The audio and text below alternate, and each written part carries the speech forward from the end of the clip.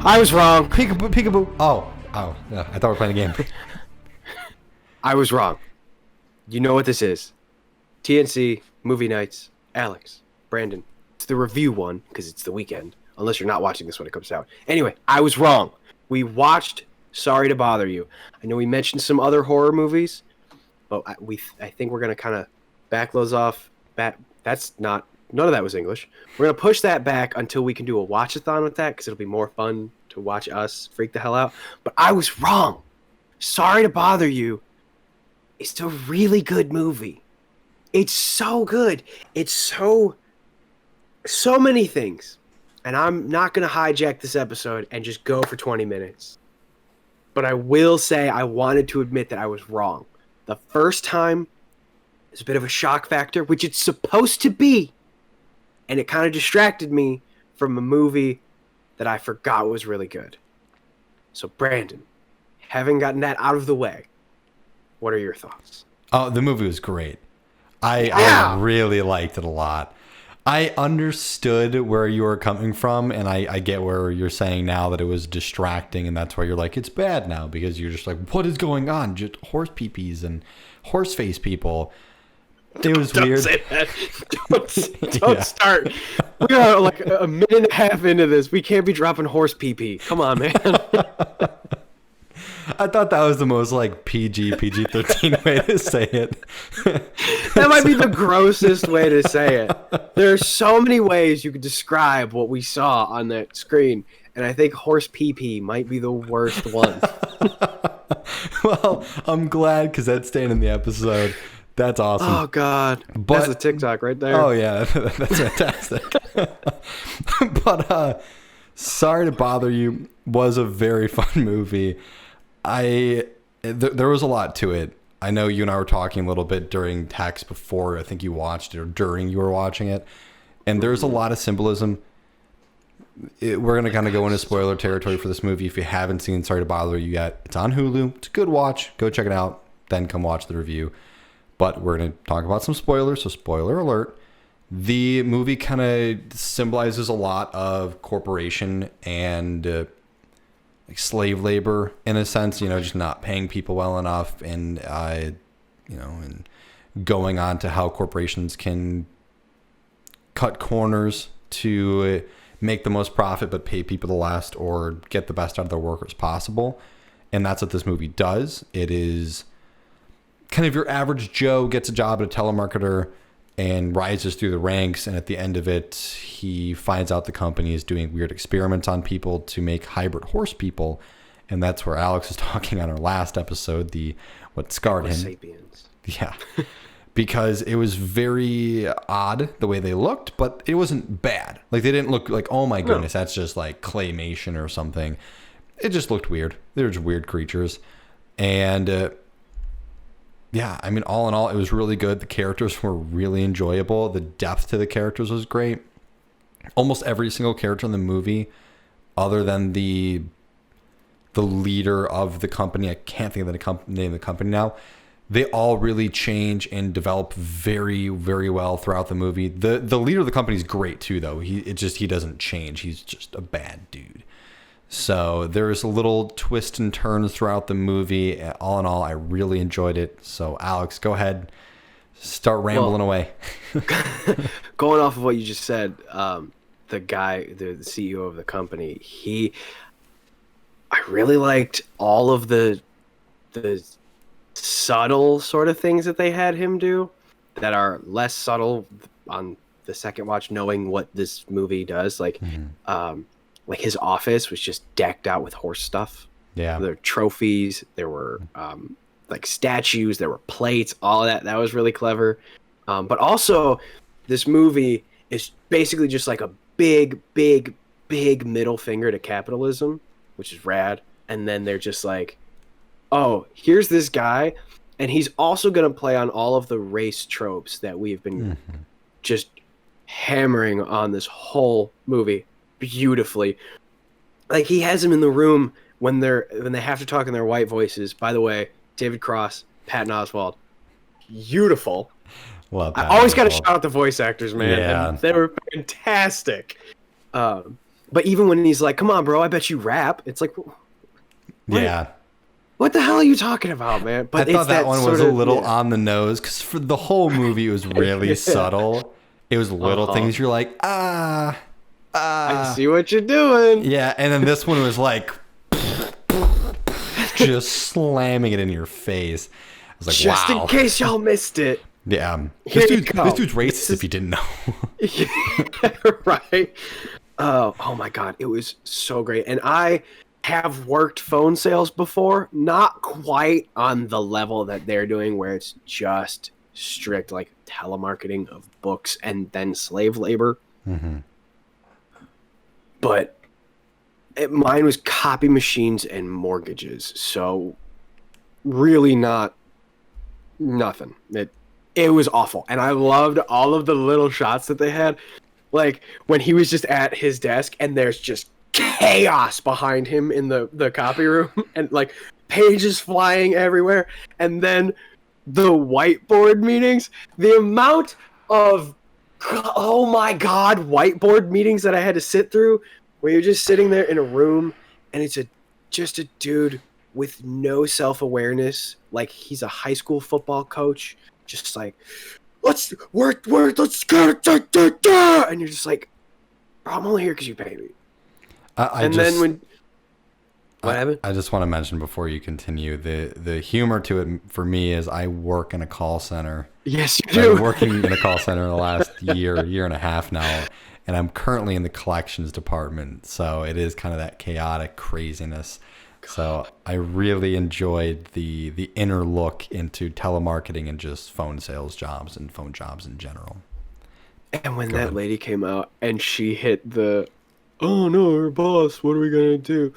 You're not employees, you're team members. We're a family. Oh my God, Yeah. I busted out laughing so Yeah. hard because you've heard it 1,000 times. I've heard it 1,000 times. Anytime a new boss comes in, Yeah. we're a team.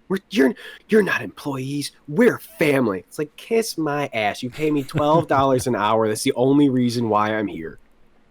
And so that was just like beautiful. And I love like how it's both like a satire and then like totally on just like a flip. They'll be like, but this is real. Like, ha ha ha ha ha ha. Get it? We're being absurdist and satirical. Also, do you not see what is going on? And they're just like, oh, I really dig both of them. Mm-hmm. And the absurdist thing is amazing. Like when the elevator buttons and it's like 400 buttons. Yeah. That was amazing. Oh my God, I have notes here, and there's so much. The meaninglessness of like materialism and a capitalist structure for those who are not at the top, just through and through the whole thing. It was great. Tessa Thompson, unfreaking believable. Everyone in this movie was great. Yeah. And it's just, oh my God. And even the little stuff, like I jotted this down. When they were in the bar the first time and he goes back into the VIP room and it's just a worse version of the exact same room. And it's just to show you that like, oh, it doesn't mean anything. It's the same thing. You just convince yourself it means something because you were told that it costs money, therefore it's better. And you're just like, I like that.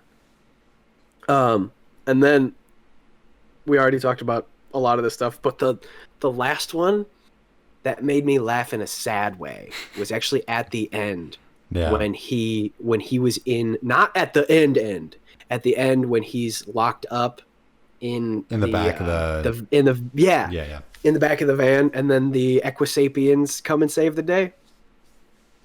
It made me laugh in a sad way because this was part of the movie that they were being absurdist and satirical.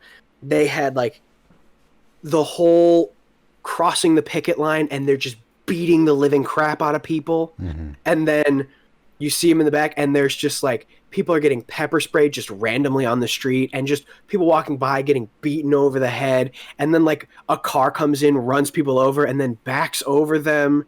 And people are just getting thrown away into unmarked vans. And then all of that stuff also happened in the real world just in the last 6 months. And you're like, this is a movie that 2 years ago was trying to send a message that this is what it's like, and then all that shit just happened, like for real, all of it. And so you're just like, oh, they were right. If only you knew 2 years ago movie. I thought that you're going to bring up the moment when they opened up the back of the van for him, and he's like, "Thank you very much." And it's like, hey, I'm from. It's like, I love little stuff like that in the movie. Yeah. Oh my god, that was great. Honestly, the whole movie in itself did a really good job of walking that kind of fine line of being satire but serious, and talking about real world issues. I would really check out the movie. It is weird. It gets weird. It's a very normal movie for an hour of the hour and like I think 30 or hour and 50 maybe hour and 40. But yeah, it was very enjoyable. I get it though. I'm gonna see those weird horse people in my dreams for a long time. I get how that movie scarred you, because again, go ahead. You go. You I'll finish. say, such a normal movie, and then just horse people. That's what I think it was the first time, is that when you're not expecting that, Yeah. when you see the trailers and none of that is mentioned. I don't think it is. I didn't rewatch the trailers, but I definitely don't remember seeing that before I saw it. And then you get into this movie, and for the first, like you said, like a good hour plus of this movie is just like really good and still being fairly normal. It's a little bit out there. Yeah. Like I said, like I keep repeating myself, but the best way I could describe it is like this absurdist satirical sort of thing. But it's still like very much in the real world. Yeah. And so you're watching it, and then I think the first time that shock factor, which was totally done intentionally and is totally done to be like that, taking it to that Extreme. absurdist level, the extreme that it is, to send the message, that was kind of a punch in the head that ended up being one of the only things that stuck. Because I remembered like the idea of the movie, and I remembered like the central points and the message they were trying to send of the movie, and then I just remembered horse people, equisapiens. Yeah. And so, and that's my fault, because that movie did it really well, but it was so jarring the first time that became the only thing that I remembered. And I remember sitting there watching the movie with Sahara, and I was just like, what was that? And she was like, what was that? And that was all that stuck. And so watching this back again, I was like, oh god, see, it's going to be the same thing. It's going to be a fine movie, and then it's going to be really weird. And then as I was watching it, I was like, god, I forgot just how good this movie is. And then it kept getting better and better and better. And then when it wasn't a punch in the head with the horse people, but it was still like a little bit jarring, it was like, I just messed up the first time. This is really, really good, and it was done really, really well. I just couldn't get over that surprise and that shock factor, and that was all that stuck. Still gonna scar me, like you said. I'm still gonna see those horse people, equisapien things. I love how we described it as like horse, panther. What do we call them? It was a horse. I said mixed panther, with a and then you panther said horse. mixed with something else. I don't even remember. Just equisapiens, which is such a great name, and that's why I keep saying it, because I love it so much. But yeah, I fully admit I was totally wrong on what I said just in our last episode. Still scars me, because I'm never going to forget those horse people. I will always remember it. But on top of that, it's also just a really, really good movie. Yeah, I definitely agree. I'm glad. We were having an issue figuring out what movie to watch, because we wanted to do something on the horror side, but we were having a hard time finding a good horror movie that was on a streaming platform, because, you know, we try to save money when we can. And then we're like, you know what, it'd probably be better if we do a movie that we talked about. And I thought this one would be kind of fun, because you just remember you felt weird about it. I wanted to see it, so I'm glad this one kind of fell into our lap, and it really was a very good time. Totally. But yeah, you know, for anyone out there, if you want to find out more of our stuff, if you want to find us in more places, it's really easy. We have one place for that, thenerdchambers.com. You can find all of our shows from, of course, more TNC movie night stuff. We have the Nerd Chambers, our This Week in Gaming show that is turned from our TNC live show. We also have Commander and You. We'll have a couple other shows coming out, hopefully at the end of the year or early next year as well. We have our YouTube videos of Yu-Gi-Oh!, Pokemon, all that fun stuff. And I want to mention as well, we have two giveaways right now. One is for a Phantom Rage booster box on twitch.tv/TNC Penguin, and then the other is $100 PSN gift card. That is going to be for twitch.tv/The Nerd Chambers. Go ahead and follow those channels. Once The Nerd Chamber hits 250 followers, and then once TNC Penguin hits 100 followers, the giveaways will be going on there. And as always, check out our merch. Got some cool stuff. Got TNC Penguin. Got the Nerd Chambers over there with Alex. Of course, we have TNC Movie Nights, Commander and You, TNC Otter. Bunch of really cool stuff. We'll have more stuff to come very soon. But Alex, what else do you have for the people? Not much. I mean, you pretty much hit it over the head there. But I will say that we are still going to watch a horror movie. Yes. But like I mentioned earlier, we're going to save it for one of those watch-a-thons that we do. Because admittedly, I'm a little bitch, and I think Brandon's kind of the same, and that's just funny to watch. So, like, why would we put ourselves through that if not for you, for our fan? As much as I hate to say it, I think that's going to probably be start of next year. Because I know we got Elf already. And I don't know if we'll be able to watch-a-thon it, but Wonder Woman now comes out at the end of the year. So, we'll have to figure that out. Yeah. But it will be coming. Yes, we Elf will is have next, a horror one. It's going to be fun. It will. Gonna watch us cry, scream like little bitty children. Little bitty voice. But yeah, that's all I got, Brandon. Send us home. Bye, guys. Oh, all right. Well, see ya.